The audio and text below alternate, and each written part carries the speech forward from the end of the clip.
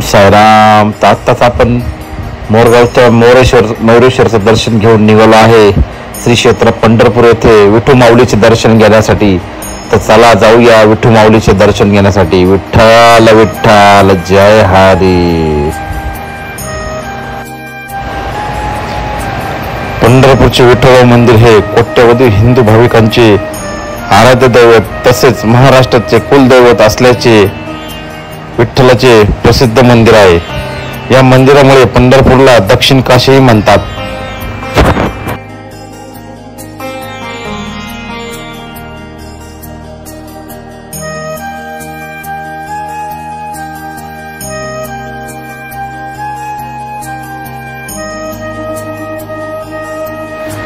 ओम साईराम. आता आपण पोहोचलेलो आहे पंढरपूर येथे गजानन महाराजांच्या मठामध्ये. तर खूप सुंदर असा संत गजानन महाराजांचा शेगाव ट्रस्टचा मठ आहे. तर इथे आपण रूम घेऊन हातपाय वगैरे जाऊन फ्रेश होऊन जाणार आहोत विठू माऊलीचे दर्शन घेण्यासाठी. तर आपण इथे फॉर्म वगैरे भरून सर्व माहिती भरून आपण रूमची चावी घेऊन फ्रेश वगैरे होऊन जाणार आहोत दर्शनाला. तर इथे आल्यावर श्री गजानन महाराज संस्थान शेगाव ट्रस्ट खूप सुंदर अशी रूमची व्यवस्था आहे. तर आपण रूम बुक केलेला आहे, पावती घेतली, रूमची चावी घेतली. तर तुम्ही बघू शकता रूमचे रेट खूप कमी आहे.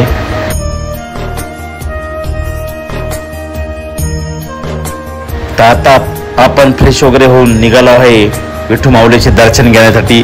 तर चला जाऊया मंदिराकडे विठू माऊलीचे दर्शन घ्यायला.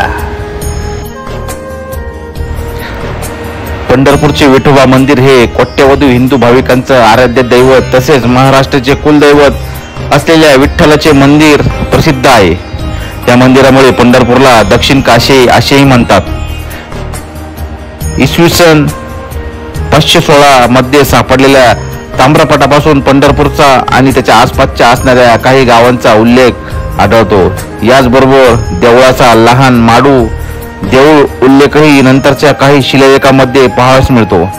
विशेषतः 12व्या शतकात सापडलेल्या 84वा लेख हा शिलालेख सध्याच्या मंदिराबाहेर उत्तरेकडच्या भिंतींवर लावण्यात आले आहे. आधीच्या देवळानंतर 84 वर्षांनी या देवळाला जीर्णोद्धार झाला आहे असे समजून 84 लक्ष योनीतून मुक्त मिळण्यासाठी भाविक त्याला पाठ घासून मगच देवळात प्रवेश करतात. यामुळे हा शिलालेख झिजल्याने त्यास आता तारेचे कुंपण बनवलं आहे. गाभारा, अंतराळ आणि सभामंडप हे आताच्या देवळाचे मुख्य घटक असून सभामंडपाच्या 16व्या खांबापैकी एकावर चांदीचं आवरण बसवलं असून तोच गरुडस्तंभ म्हणून ओळखला जातो. 16व्या शतकात विजयनगरच्या कृष्णदेवरायाने भक्तीसाठी विठोबाची मूर्ती आपल्या राज्यात नेली होती, पण ती एकनाथांचे पंजोबा भानुदास यांनी परत आणली.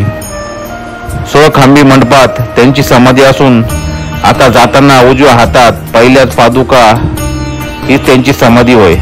स्थापत्य शास्त्राच्या दृष्टीने विचार केला तर जीर्णोद्धार करण्यात आलेलं पांडुरंगाचं मंदिर हे 16व्या 17व्या आणि 18व्या शतकात बांधकाम असावं असा जाणकारांचा अंदाज आहे.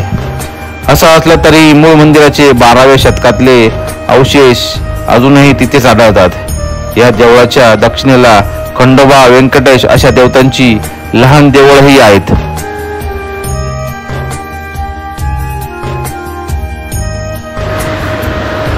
– 1946 मध्ये साने गुरुजींनी हरिजनांना पंढरपूरच्या विठ्ठल मंदिरात प्रवेश मिळावा म्हणून उपवास केला. तेव्हा हरिजनांना मंदिर खुले झाले.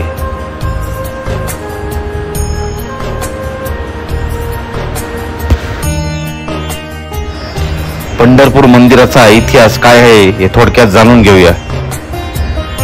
पंढरपूरचा सर्वात जुना उल्लेख राष्ट्रकूट काळातील ताम्रपटातील शिलालेखातून इसवी सन 516चा आहे. 11व्या आणि 12व्या शतकातील यादव राजांनी मंदिराला अनेक देणग्या दिल्या हे शिलालेखावरून स्पष्ट होते. पंढरपूर हे महाराष्ट्र राज्यातील सोलापूर शहराच्या पश्चिम बाजूला भीमा नदीच्या काठावर वसलेले तीर्थक्षेत्र आहे. अवघ्या महाराष्ट्राचे आराध्य दैवत, दीनदुबळांची कैवारी, सगळ्यांची विठू माऊली म्हणजेच पांडुरंग यांच्या वास्तव्याचे ठिकाण पुराणापासून या पंढरपूरला कैक नावे ओळखले जाते. जसे पांढरीपूर, उंडरीतपूर. पंढरीचे आणि संतांच्या काव्यात पंढरी संतांनी यांची तुलना तर थेट वैकुंठाशी केली आहे. जगद्गुरु तुकाराबाई म्हणतात, तुका म्हणे पेट भूमीवर हे वैकुंठ, तर संत बहिणाबाईंच्या शब्दात पंढरी सारखे नाही. क्षेत्र कोटे जरी ते वैकुंठे दाखविले. या पंढरपुरात आज आपण पाहणार आहोत भक्त पुंडलिकाचे मंदिर, चंद्रभागा, श्री विठ्ठल रुक्मिणी मंदिर, विष्णुपद, गोपाळपूर. आणि पंढरपुरात येण्यासाठी संपूर्ण महाराष्ट्रातून एसटी बस उपलब्ध आहे. पंढरपुरात पोहोचल्यावर ओढ लागते ते चंद्रभागेच्या एसटी बस स्टँड पासून साधारणतः 2 किलोमीटर अंतरावर चंद्रभागा आहे. भीमाशंकर पासून उगम पावणारी भीमा आपल्यासोबत माऊलींची इंद्रायणी, त्याचबरोबर भामा आणि नेरला सोबत घेऊन पंढरपूरला चंद्रकृती वळसा घातले. येथे चंद्रभागा हे नाव धारण करते. या चंद्रभागेचे महत्व सांगताना तुकोबराय म्हणतात, अवघी तिथे घडले एक वेळा चंद्रभागा डोळा देख लिया. चंद्रभागेच्या वाळवंटात भाविकांची लगबग दिसू येते. काहींना तीर्थस्थान करायला असलं तरी काही चंद्रभागेला दिवार्पण करतात. मस्तकी टिळा लावून आणि हार फुलांची खरेदी करून आपण निघतो भक्त पुंडलिकाच्या दर्शनाला. चंद्रभागेच्या पात्रात भक्त पुंडलिकाचे मंदिर आहे.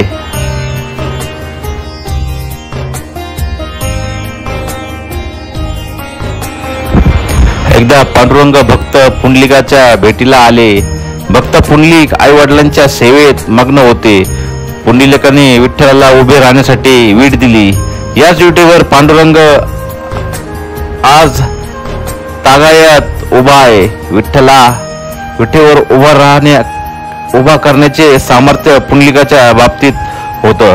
पांडुरंगाच्या अगोदर पुंडलिकाचे दर्शन करण्याची प्रथा आहे.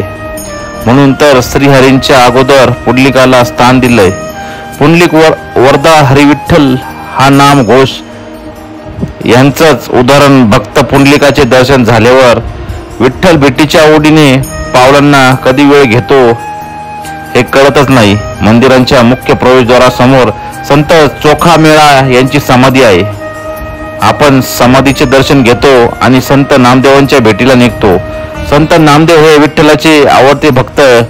विठ्ठल चरणी कायम असावं अशी संत नामदेवांची इच्छा ते म्हणतात.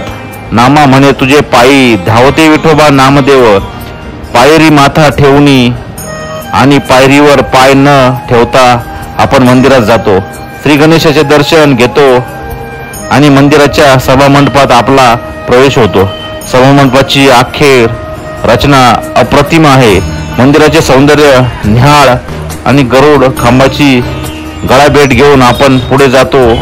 आता परत विठ्ठल दर्शनाचे उत्कंठा शिगेला पोचलेली असते आणि आपला गाभाऱ्यात प्रवेश होतो. समोर सावळा विठ्ठलाचे ध्यान दिसते.